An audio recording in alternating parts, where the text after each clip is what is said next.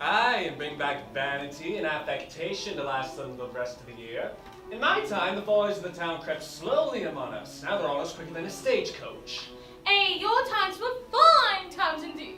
You've been telling us that for many odd year, and yet here we are, living in an old rubbly mansion that lets all the world like an end. I hate such old-fashioned trumpery! And I love it! I love everything that's old. Old friends, old books, old times, old manners, old wine. And I think you'll own, Dorothy, I've been rather fond of an old wife. Lord, Mr. Hardcastle, I'm not as old as you make me to be. I was but only 20 when brought to Benetoni by my late husband, Mr. Lumpkin, and he hasn't been brought to years of discretion yet. Nor ever will I dare answer for him.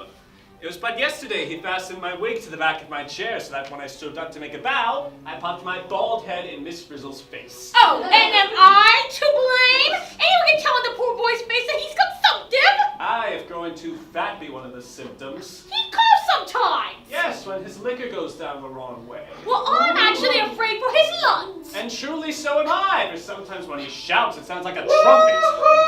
Oh, there he is now, a truly consumptive figure indeed. Tony, are you going, my dear charmer? I'm in haste, Mother, I cannot stay. Oh, but you shan't venture out this fine evening. I can't stay, I tell you, the 3 pigeons expect me down at any moment. Oh, the 3 pigeons. The alehouse, I thought so. Oh, pray disappointed for one night at least. I can't abide to disappoint Oh, myself. you shan't go. We shall see which of us is strongest. You or I? Oh!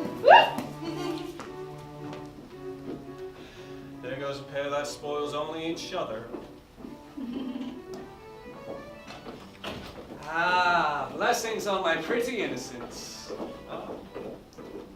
My goodness, Kate, what a quantity of superfluous silk hast thou got about thee. You know our agreement, sir. You give me the morning to dress in my own manner, and in the afternoon I put on my working dress to please you. By the by, I do believe I shall have occasion to try your obedience this very night. I don't comprehend your meaning. To be plain with you, Kate, I expect the young gentleman I have chosen to be your husband in from town this evening. Mr. Marlowe is a remarkable gentleman, oldest friend of the oldest son of my oldest friend, Madame Charlotte. He's very generous, I think I like him. young and brave, I'm sure I like him. and very handsome. My dear Papa, say no more. He's mine now. Have him. And to crown it all, he is one of the most bashful and reserved young gentlemen in all the world. You struck me dead yet again. It was this very feature in his character that first struck me. But I must go prepare the servants. As we seldom see company, they need as much training as a company of recruits on the first day of muster. Ta-ta! Lud, this news of Papa's has me in all a flutter. Young, handsome, these he puts last, but I put them foremost.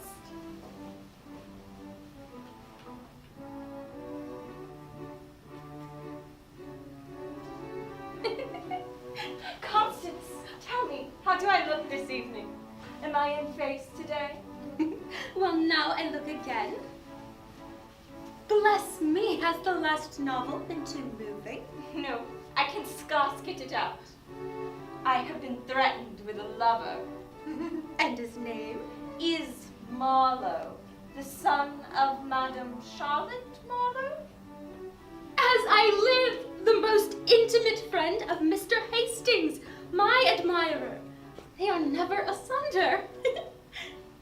He's a very singular character, I assure you.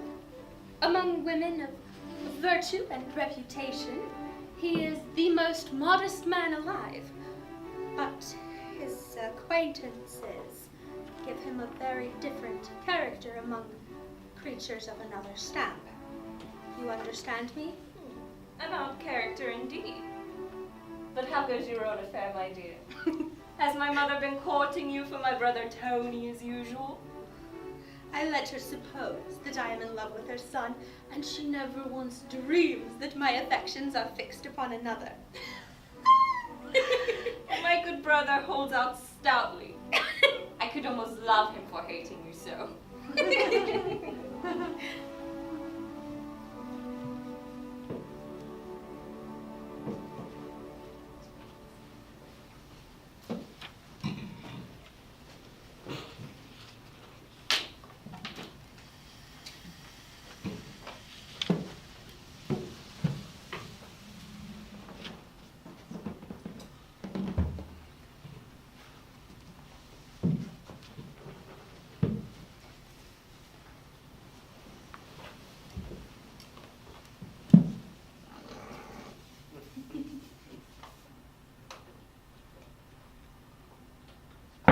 Dro! Bravo!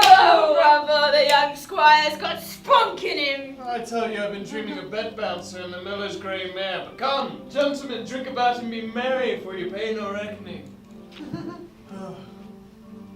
Oh, Stingo, what's the matter? There seems to be 2 men at the door.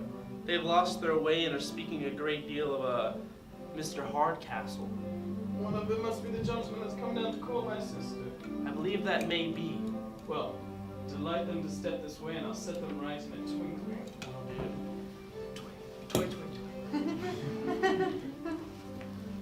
My father's been calling me whelp and hound this past half year. Now, if I'm so pleased, I can have my revenge upon this old Grumbletonian. Right this way, gentlemen. What a tiresome, cumbersome day we have had of it.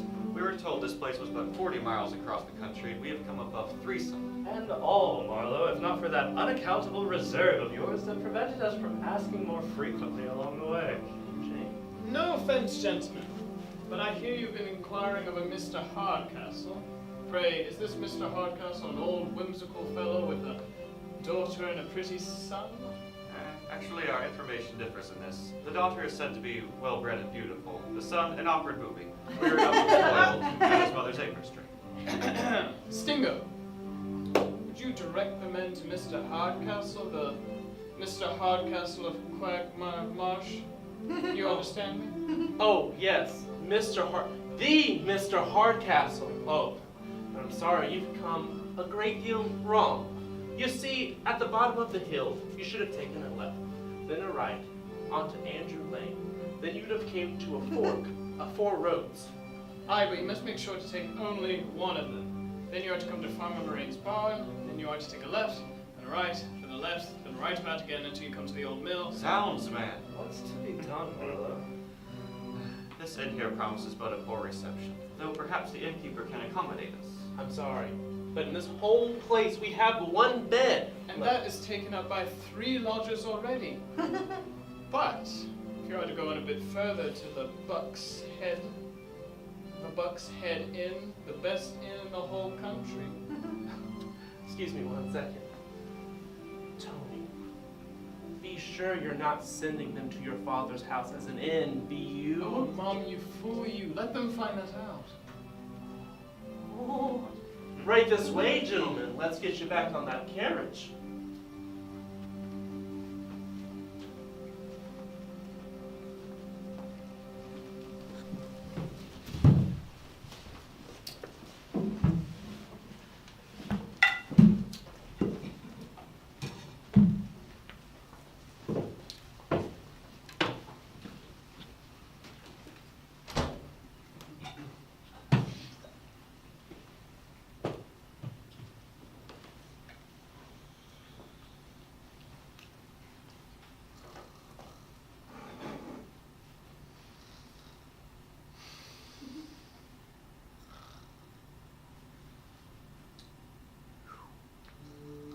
When company comes, you are not to pop your heads out and stare like frightened rabbits in a warren and then run back in. No. Suppose one of the company should call for a glass of wine. How will you respond? A glass of wine, sir! What, will none of you move? I'm not to leave this post. Well, sure, it's no place of mine. Not mindful, sir. Once, it sure cannot be mine. Oh, you dunces! I find I must start all over again. But don't I hear a carriage coming into the yard? To your posts, you blockheads! Greet the guests, I'll finish the rest of the preparations in the meantime.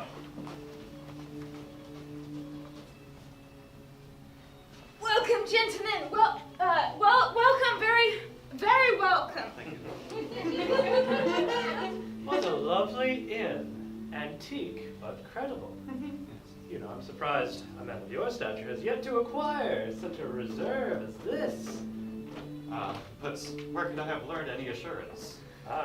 Among women of reputation, I've never seen more trembler. But among women of other class. Why, George, I can't say fine things to women of class. They freeze, they petrify me. Well, how do you intend on acting around this woman who you've come to meet on request of your mother? As I behave to all other ladies, I'll bow very low, say yes or no to all her demands, but for the rest, I don't think I shall venture to look at her face. It's a shame how one such warm a friend can be so cold a lover. To be explicit, my dear Hastings, my chief inducement down was to be instrumental in forwarding your happiness, not my own. Miss Neville loves you. The family here doesn't know you, but as my friend, you're sure of our reception. Gentlemen, once more you are heartily welcomed. Which is Mr. Marlowe? He's got our names from the servants already. We approve your caution and hospitality, sir. His cup. Will you be so kind as to pledge me, good sirs? Of course.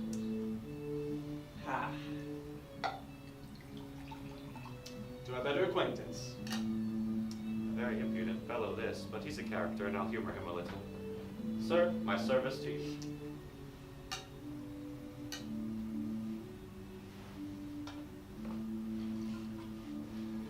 Quite good. Seems that he forgets that he is an innkeeper before he's a gentleman. And what is your philosophy got in the house for supper? For supper, sir? Was ever such a request made to a man in his own home? Yes, sir. Supper, sir. I begin to feel an appetite. Let us see your list of larder, then. I enjoy pairing my appetite to the bill of fare. Sir, he's very right, and it's my way, too. Sirs, you have a right to command here. Roger. Bring me the bill of fare for tonight's supper. Thank you. The count is so hard to find.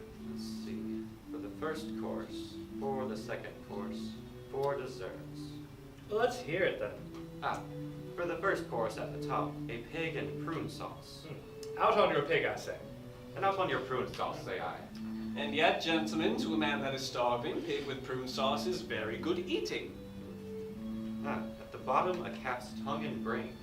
Ugh, let your brains be knocked out, my good sir. I don't like them. Or you may clap them on a plate pie themselves. I do. Their impudence confounds me. Gentlemen, you are guests here. Make what alterations you please. Well, so much for supper. And now to see that our beds are aired and properly taken care of. I entreat that you leave that all to me. I protest, sir. I always look to these things myself. But I am resolved at least to attend you. This may be modern modesty, but I never saw anything look so much like old-fashioned impudence. It seems that this man's hospitality begins to grow wearisome quickly. But what do I see here? Miss Constance. Oh, my dear Hastings. What unexpected good fortune. What a lovely coincidence to find you here at this inn. An inn? Sure you mistake, sir. My aunt, my guardian, lives here. What could induce you to think this house an inn? A young gentleman, just a few houses hard by, sent us here. Certainly, it must be one of my hopeful cousin Tony's tricks. The cousin your aunt intends for you? Oh, you have nothing to fear from him, I assure you. You'd adore him if you knew how heartily he despises me. You know, my dear Constance, I have taken this lovely opportunity to accompany my friend Marlowe to try and get admittance into the family, and if your girl will trust in her faithful Hastings, we shall be landed in France by the morrow. Though ready to obey you, I should yet leave behind my little fortune of jewels with reluctance. The instant they are put into my possession, you shall find me ready to make them and myself yours. Perish the baubles, you are all I desire, but Mr. Marlowe must not be let in on his little mistake. If he were to find out, he would quit the house immediately before our plans were ripe for execution. But how shall we keep him in the deception? Miss Hardcastle has just returned from walking. The assiduities of these good people tease me most unbearably. My host seems to think it ill manners to leave me alone, and he talks of coming to sup with us too. Very strange. What do we have here? Ah, Charles! What a wonderful set of circumstances. Who do you think is alighted here at this inn? I cannot guess. Our mistresses, boy. Miss Hardcastle and Miss Neville. To make acquaintances, Miss Constance Neville. Isn't it wonderful, my friend? Isn't it the most wonderful thing in the world? Oh, yes, very wonderful. What if we should postpone the happiness until tomorrow? Tomorrow at her own house. Oh, by no means, sir. Your ceremony will displease her. The devil, how shall I support it? Hastings, you must not go. I'll be confounded ridiculously. Sure, man. She's but a woman, you know. And of all women, she that I dread most to encounter. Well, encounter you will. Miss Hardcastle, Mr. Marlowe. Now for meeting my modest gentleman, quite in his own manner.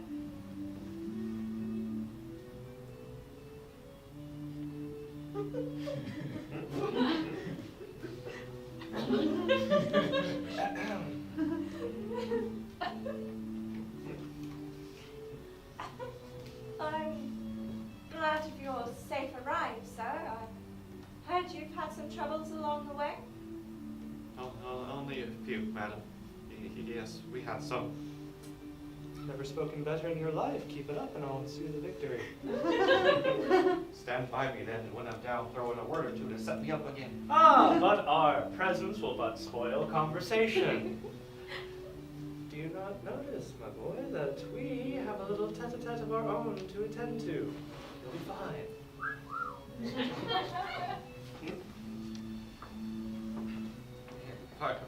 Pardon me, madam. I have yet to have studied, only to, but I'm afraid I grow tiresome. Not at all, sir. I'm a fan of grave conversation myself.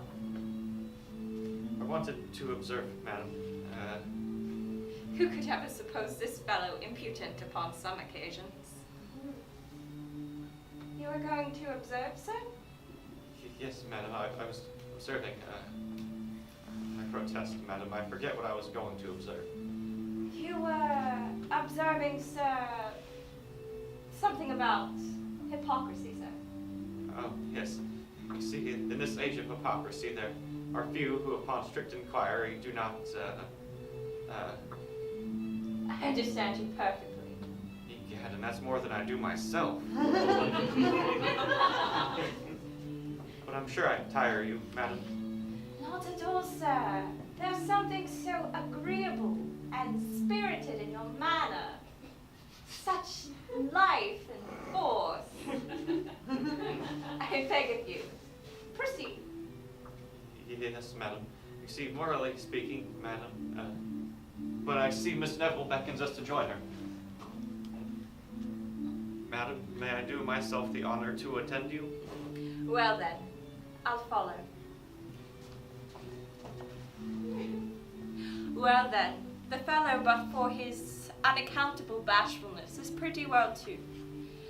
If I could teach him a little confidence, it would be doing somebody that I know a piece of service.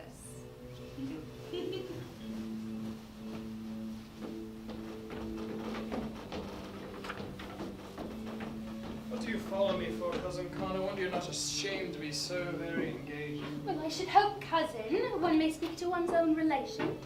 Please keep your distance. I want no nearer relationship.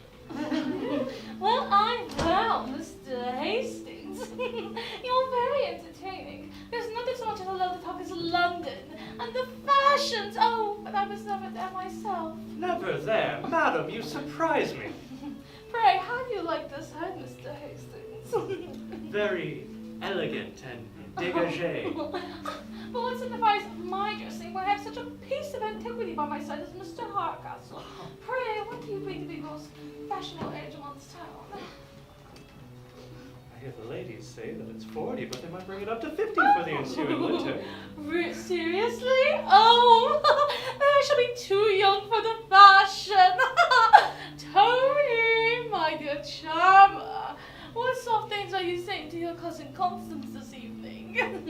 saying no soft things. There's something generous in my cousin's manner. Oh. He falls out before faces to be forgiven in private. That's a low, confounded crap. Tony! You are a man and behave so! Oh, man, then let me have my fortune. I'll be made a fool no longer. Is this ungrateful boy all the pains that I'm undertaking either rot you in your cradle and find a pretty little mouth with a spoon? Wish you'd let me in my bed alone, then. I see that he wants to break my heart. I see that he does. Madam, if you'll let me lecture the young gentleman, perhaps I can persuade him to his duty. Oh, well, I'm afraid that I must retire. Was ever such a poor woman played? Was such a dear, sweet, pretty, provoking, beautiful boy? There was a young man riding by in fame with...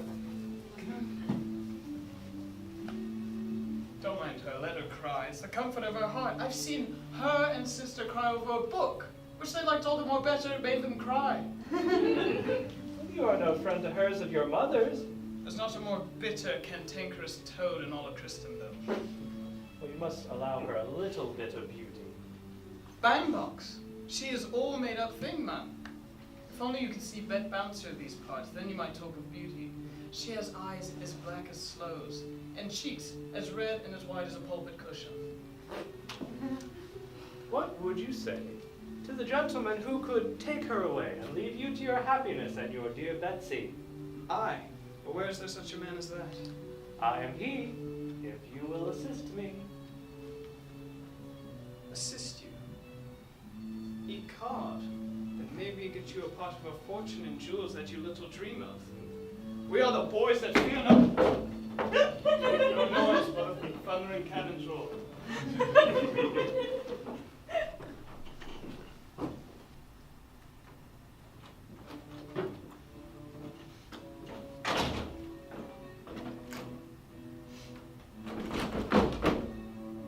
He has taken possession of my favorite chair by the fireside.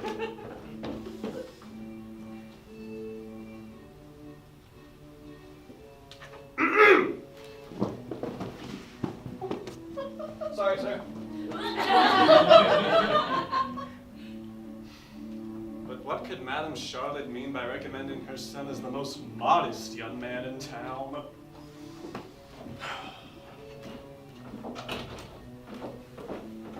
Ah, Kate, I see you have changed your dress, as I bid you. And yet I believe there were no great cause for it. I take such pleasure, sir, in obeying your commands that I take care to follow them without ever debating their propriety. And yet sometimes I do give you occasion, particularly when I recommended my modest gentleman to you as a lover today. Mr. Marlowe's timidity struck me at first sight. Oh, can you be serious? I've never seen such a bouncing, swaggering puppy since I was born. Interesting. Mr. Marlowe met me with a respectful bow, a stammering voice, and eyes fixed upon the ground. Kate, he asked if your father were a maker of punch. If he be what he has shown himself, I am determined he will never have my consent. And as one of us must be mistaken, what if we go on to make further discoveries? Agreed.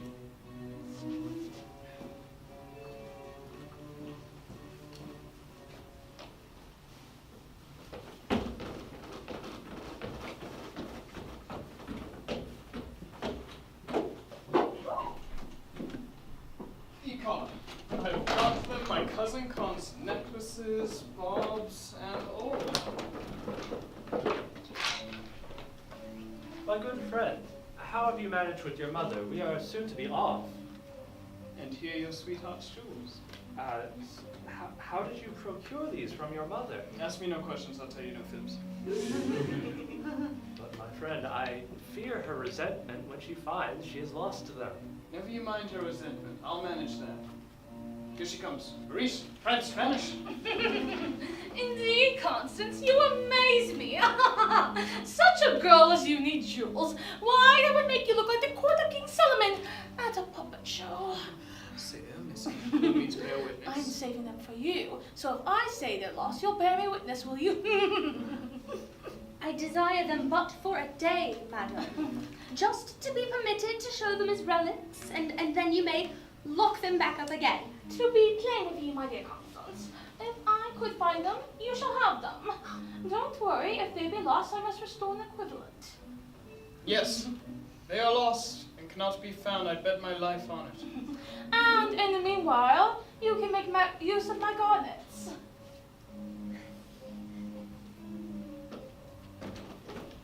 I detest garnets. The jewels. Excuse me. The jewels are your own already. I've stolen them out of her bureau. Oh, my dear cousin. Here she comes. She's noticed they're gone. Maurice, pranced away. Confusion! Thieves! Robbers! We're planted! Broke open and done! Oh, what's the matter, Mama?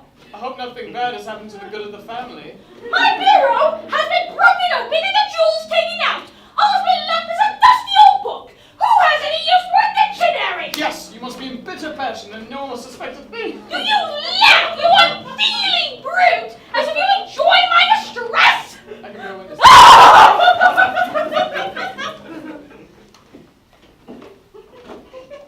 What an unaccountable creature is that brother of mine? To send them to the house as an inn. But what's more, madam, in your present dress, he mistook you as the barmaid, madam. Did he? Then as I live, I'm resolved to keep up the delusion. But what do you hope in keeping him in this mistake? My chief aim is to take the gentleman off his guard and examine the giant's force before I enter to combat. But are you sure you can act your part and disguise your voice in order that he may mistake you as he already has? Never fear me. I think I have the true bark act. Did your honor go? It will do, madam. Oh, but he's here. I've at least got a moment to myself, and now for recollection. Did you call, sir?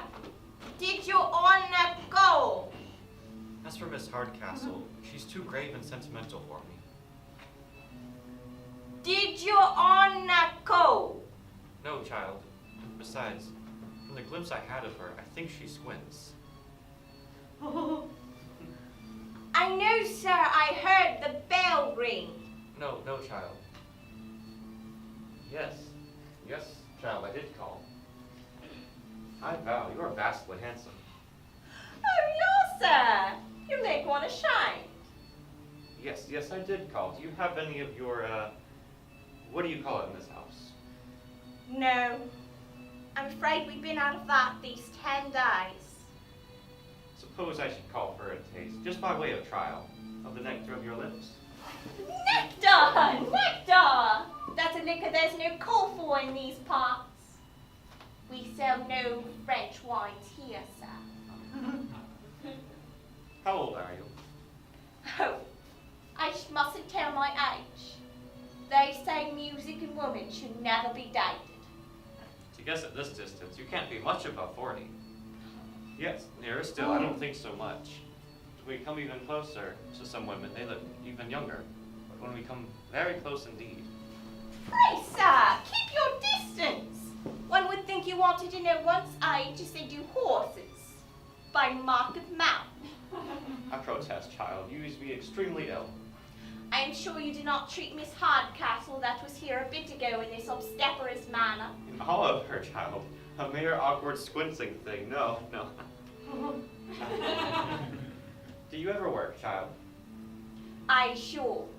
There ain't a quilt in the whole house that can bear witness to that. Also, then you must show me your embroidery. If you want to judge if your work, you must apply to me. But the colours don't look well by candlelight. You'll see all in morning. Oh, why not now, my angel? Is there someone there? Oh, God, Father here, my old luck.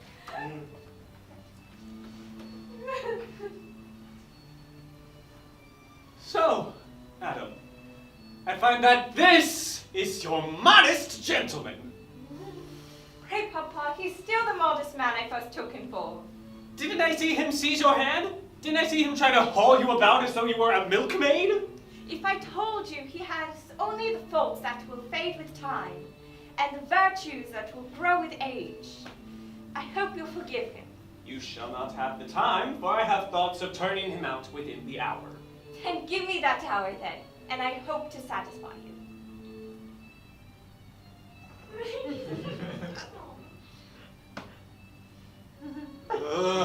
All right, an hour let it be then. But I will have no trifling with your father, all fair and open. Do you mind?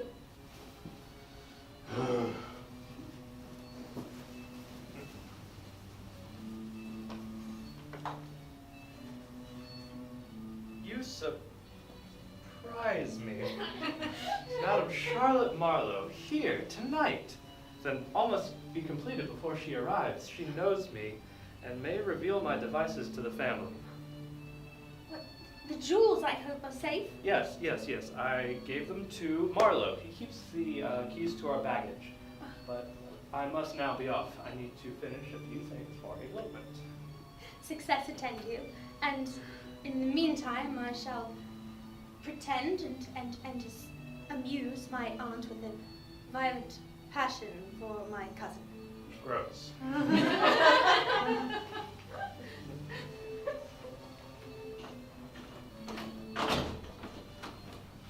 I wonder what Hastings could mean by sending me so valuable a thing as a casket to keep for him.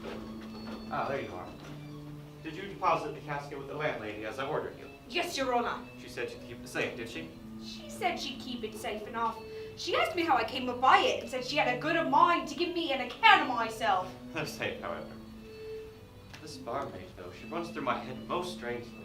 She must be mine, or I'm greatly mistaken.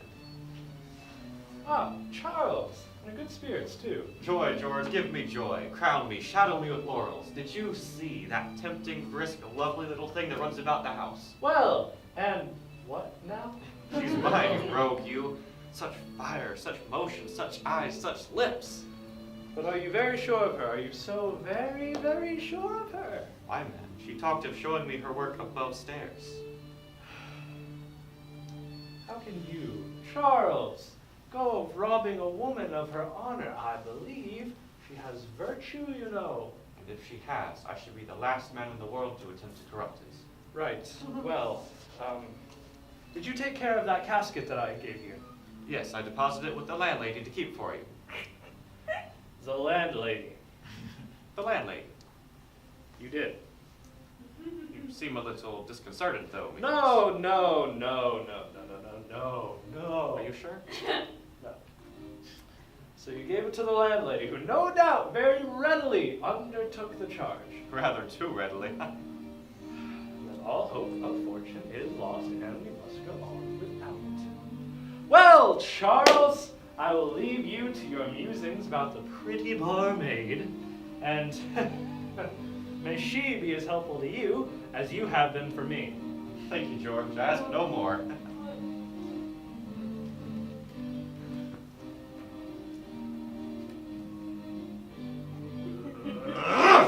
Bear it no longer. And yet, out of respect for his mother, I will remain calm.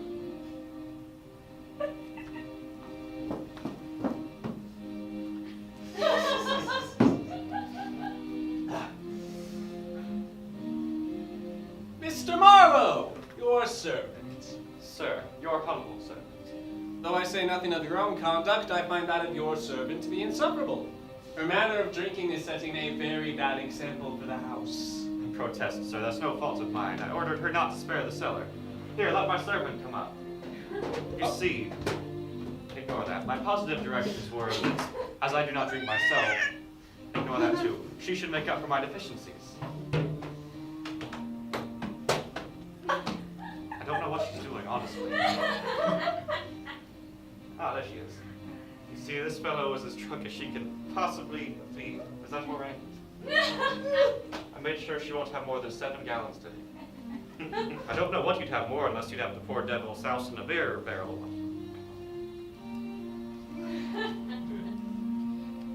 Silence! Mr. Marlowe, I have submitted to your insolence these last 4 hours now, and I grow tired of it. And I command that you and your trunk leave my house immediately. Leave your house? Sure you jest. What, when I'm doing what I can to please you? I tell you, sir, you do not please me. And I command you leave my house directly. Sure, you cannot be serious. What, at this time of night? Sir, this house is mine, and I demand you leave it at once. This house is mine. Mine while I choose to stay. What right have you to bid me leave your house, sir? Oh, you take ownership of the house. What think you have taken ownership of the furniture then? Here's a pair of brazen bells for you, and some candlesticks, and a few drinks for your journey home. What think you have taken them? Bring me your bill, I say, and I'll leave you in your inferno house directly. Oh, I had almost forgotten the great chair by the fireside for your particular slumbers after a hearty meal. Sounds! Bring me my bill, I say, and I'll hear no more on it. Young man, from your mother's letter to me, I was taught to expect a well-bred, modest, understanding gentleman. But I find you to be no more than a coxcomb and a bully. Well, your mother will be here shortly, and she will hear more of it. Mother? How's this? Sure I have not mistaken this place. Everything looks like an inn. Don't understand. Whither so fast, child? A word with you. Make it quick then. I'm in a hurry. I fear he begins to find out his mistake. Pray, child, answer me this one question. What are you, and what may your business in this house be? A poor relation appointed to keep the keys, and see that the guests want nothing in my power to give them. That is, you act as the barmaid of this inn. Inn? Oh, law! Oh, Mr. Hardcastle's house an inn. Confound my stupid head. Shall be laughed at over the whole town. This house I no more show my face in. I hope I didn't do anything to disoblige you, sir. I'm sure I should be sorry if you've left the family upon my account. Excuse me, my lovely girl. You are the only part of this family I leave with reluctance, but to be plain with you, the difference of our birth, fortune, and education make an honorable connection impossible. I'm sure my family's just as good as Miss Hardcastle's. And though I'm poor, that's no great misfortune to a contented mind. The partiality in my favor, my dear, touches me most sensibly. And if I were to live for myself alone, I'd easily fix my choice, but I owe too much to the authority of my mother and to the opinion of the world that I can scarcely speak it. It affects me. Farewell.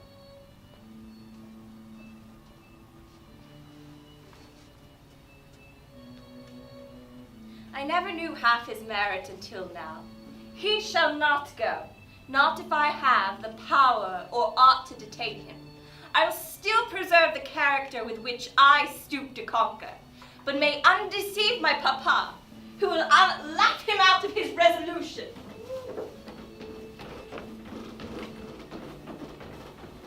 Aye, you may steal for yourselves next time I've done my duty. But cousin, I'm sure you won't abandon us in this distress. If she in the least suspects that I'm going off, I shall certainly be locked up. Here she comes. We must court a bit or two more for fear she may suspect us. As I'm alive, have I caught you in one for dinner at the house?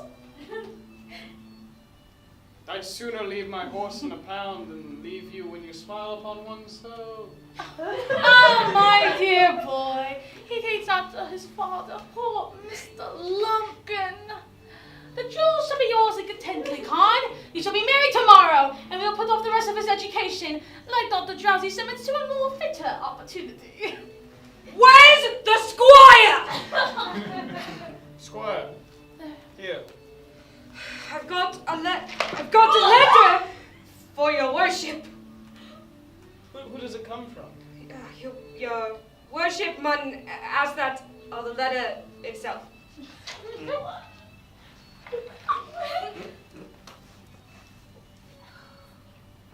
Undone, undone. A letter to him from Hastings, I know the hand. If my aunt sees it, all will be ruined forever. This way, madam. I have not told you of my cousin's smart answer to Mr. Marlowe just now. Oh. This way a little further, for he must not hear us. cursed, cramped piece of paper, as if I ever saw in my life. It's all buzz. Very well, very well. A cursed, cramped hand, as if it's disguised in liquor.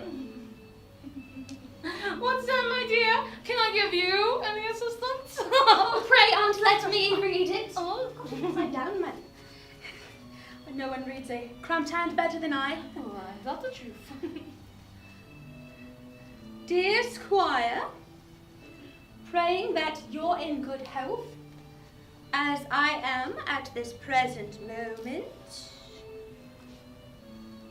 The odds,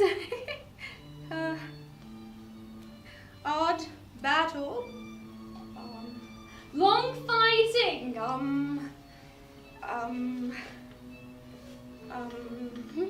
it's of no consequence. Here, put it up. Oh, but miss, it's of all consequence in the world. Here, Mother, what do you make of it? How's this? Dear Miss Neville, I'm waiting with a post-chaise and a pair at the bottom of the garden, but I find my horses yet unable to perform the journey. I expect you'll provide us with a fresh pair, as you promised. Dispatch is necessary as the hag. The hag? Your mother? Will otherwise suspect this, your Hastings? Were you two joined against me? Well, to feel your plots in a moment I will. As for you, madam, instead of running away with your spark, prepare to run away with me. Your old Aunt Pedigree will keep you secure, I warn you. Ow! Hey, I broke it down because of you! Ah!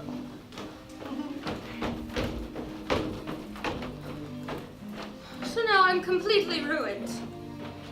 That's a sure thing. Such a stupid fool after all the nods and signs I made you. By the laws, miss, I could have never thought you were making believe. You were so nice. So, my good sir, I hear from my servant that you have shown my letter and betrayed us. So I have been finally used here among you, despised, insulted, laughed at. We shall have all bedlam broke loose presently. And there, sirs, is the gentleman to whom we all owe every obligation.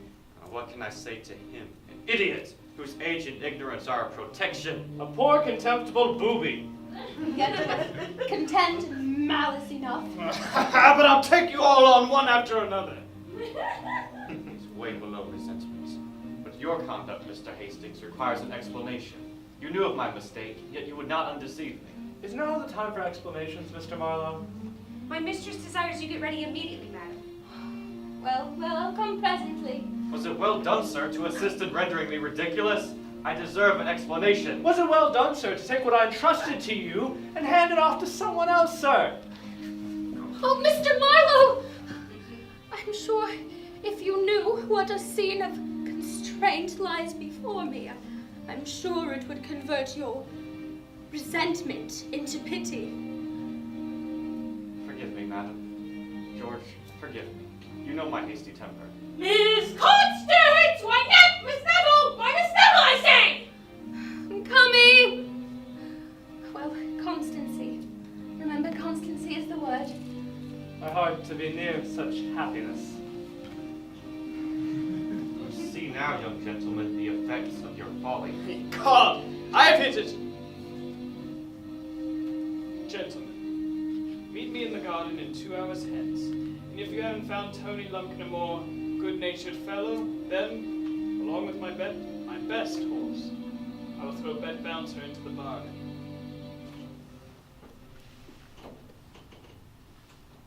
So, you saw the old woman and Miss Constance drive off then? Yes, Your Honor. They went off in a post coach, the young squire on horseback. They're about 30 miles off by now. Then all hope is lost.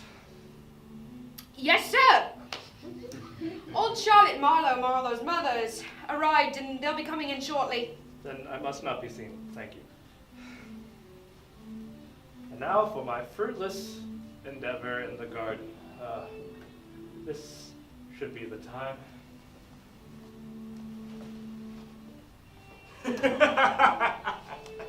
And yet I believe your son saw something in me above a common innkeeper. Yes, Dick, but he mistook you for an uncommon innkeeper. But I am in too good spirits.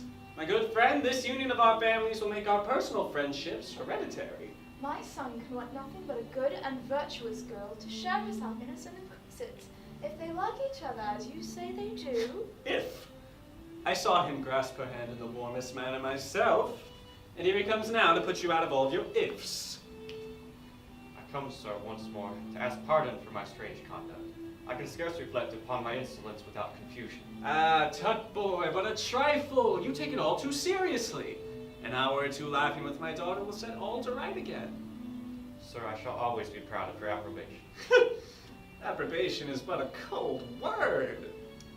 I know what has passed between you two, but Mom. Sure, sir.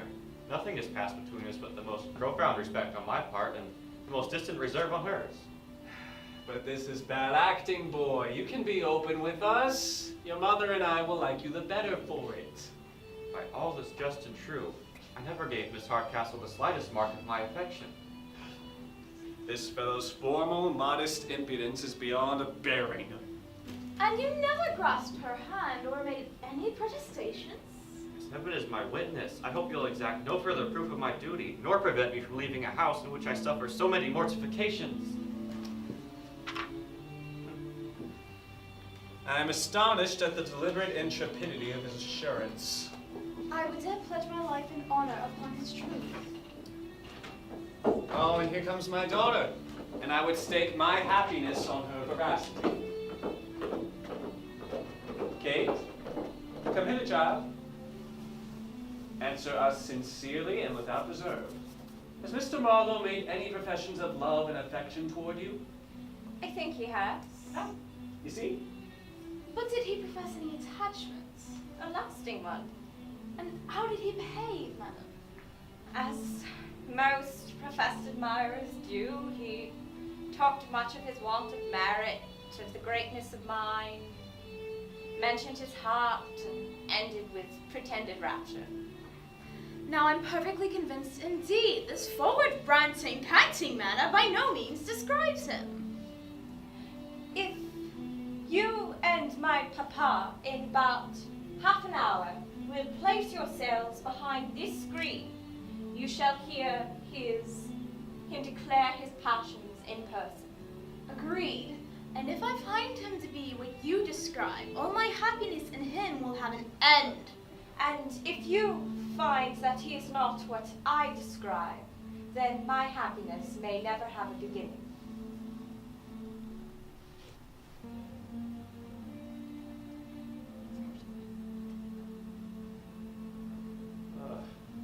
What an idiot am I, to trounce out here to this garden where some booby probably finds more delight in mortifying me than anything. But here he is, and perhaps with news of my Constance.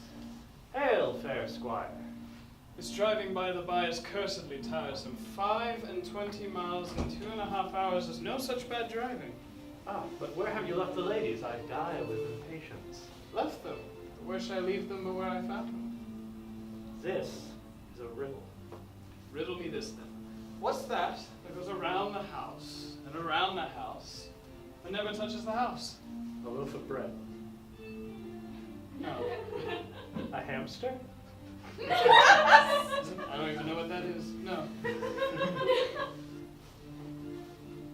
What's that goes around the house and around the house? I get it. You took them in around, while they supposed themselves going forward, and at last brought them back here. Yes, now you may get your horse and whip off with cousin. My worthy friend, how can I ever repay you? Aye, now it's worthy friend. Noble squire, just then it was all idiot and cub and run me through the guts. The rebuke is just. And now I must go take care of Miss Neville.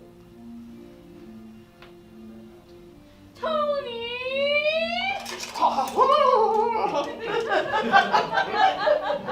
Dear mother. Oh, Tony! I'm killed! Battered! Shook! Oh, I beat him to death! Skull Common, about 40 miles from home. Oh, no, that's the most notorious spot in all the country! Oh, don't be afraid, Mama. Don't be afraid. Tony, as I'm alive, there's a man coming towards us. If he perceives us, we are undone! Oh, do you hide yourself in that thicket and allow me to manage it. If there be any danger, I will cough and cry hem. Tony, is that you? I hadn't expected you back so soon. Are your mother and her charge in care? Oh, very safe, sir. My Aunt Pettigrew's. Oh, Death, I find there's danger. But I heard a noise. Oh, it was I, sir, talking to myself. Oh, Lord! I'm certain I heard another voice, and I'm determined to find it out. What need you go, Oh, sir? Lord, somebody find me out! I tell you, I will not be detained! Oh. Oh, Lord, somebody we're boys! Oh, Lord! Oh, please! Mr. Highwayman, take compassion on us! Take our money, our watches, everything that we have, but please don't spare our lives! I'm too young and pretty to die! Dorothy! Mr. Don't you know me? What compelled you to follow us all the way out here? Oh, Dorothy, tell me you haven't lost your wits. You're not 40 yards from your front door. This is one of your tricks, isn't it, you graceless rogue? Don't be so better, I will! Thank God, Mother. All the parish know that you spoiled me. Now you're just reaping the fruits of I'll spoil you, I will! There is morality, however, in his reply.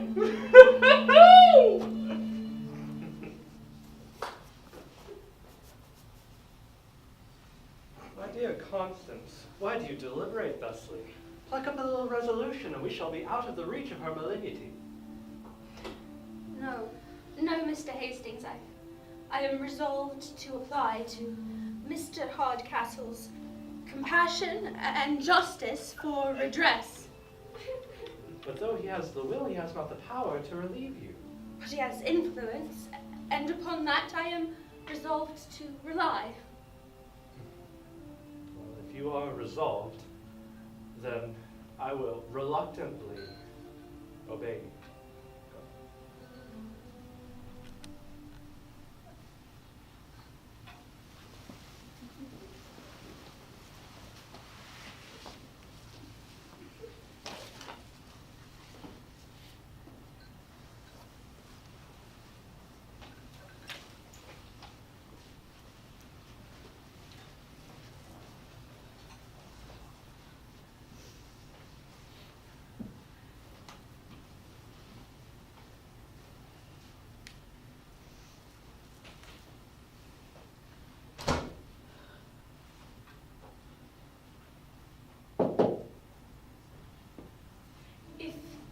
Papa will place yourselves as I distracted, you will hear his explicit declaration. But he comes! Here, behind the screen. Shh! Your beauty at first caught my eye, but every moment that I converse with you since steals in some new grace. What at first seemed rustic plainness now appears refined simplicity. By all that's good in this world, I can have no happiness but what is in your power to grant me. Sir, I entreat you'll desist. As our acquaintance began, so let it end with indifference. Madam, every moment that shows your merits only serves to increase my diffidence and confusion. Oh, Charles, I can contain it no longer. Is this your indifference, your uninterested conversation? I'm all amazement. What can this mean? It means that you can say and unsay things at your leisure, that you have one story for us and another for my daughter. Daughter? This lady your daughter? Yes, my only daughter, my Kate. Whose else should she be? Devil. Yes. The very tall, identical, squinting thing you first took me for. There's no bearing this. It's worse than death. In which of your characters, sir, will you give us leave to address you? Curse on my noisy head. I must be gone. You shall not. I see now it was all a mistake, and I am rejoiced to find it. So, let them go on. Let them go. I cannot. Who's gone off? My undutiful niece and her gentleman, Mr. Hastings from town. Who, my honest George Hastings?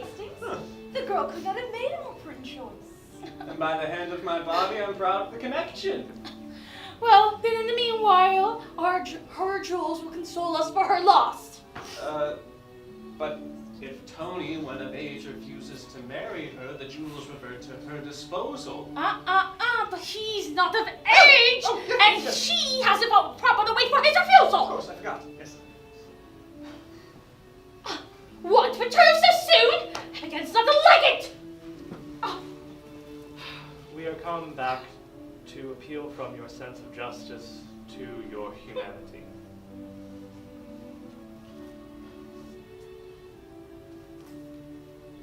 In an hour of levity, I was ready even to give up my fortune to secure my choice. But now I find that I am recovered from the delusion and hope from your tenderness what has been denied me. This is all about the whining end of a modern novel! Tony, come hither, boy.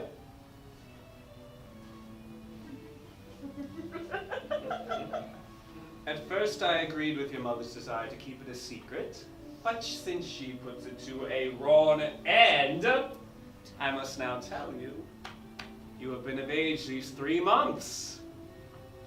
Of age? Am I, father? Above 3 months. Then allow me to make first use of my liberty. Witness, all ye people by these presents, that I, Anthony Lumpkin, a squire of this place, refuse you, Constantia Neville, spinster of no place at all, as my true and lawful wife. So Constance may marry whomever she chooses, and Tony Lumpkin is his own man again. Great My worthy friend. My undutiful offspring! Joy, George, I give you joy sincerely. Ah, madam, I know you like him, and I know he loves you. You must and shall have him. If she makes as good a wife as she has a daughter, I believe you will never repent your bargain. The mistakes of the night shall be crowned with a merry morning. So take her. And as you have been mistaken in the mistress, my wish is you may never be mistaken in the wife.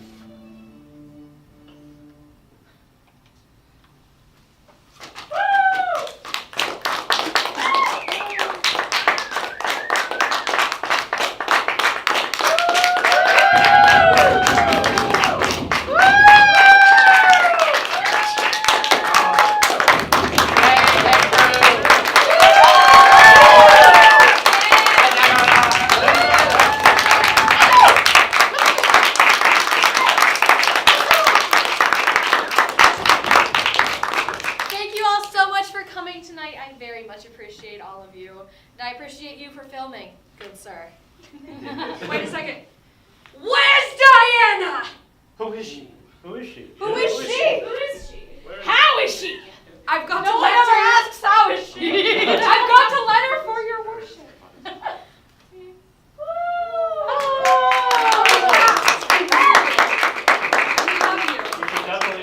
Right now. You can definitely open Yes, up right now and Yes. read what the card says. I'm afraid. Yeah. I think You should be. you should.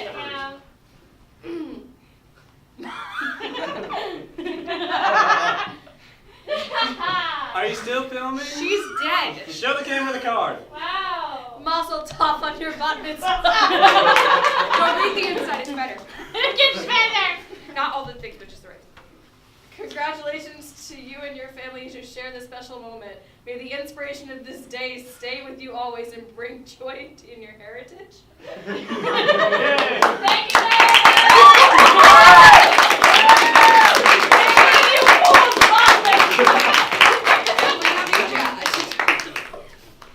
Read the call. I hate all. No, don't read it right now. No, don't. There's literally so much written here. It's actually like a book. I hate all of you. That's a Who is she?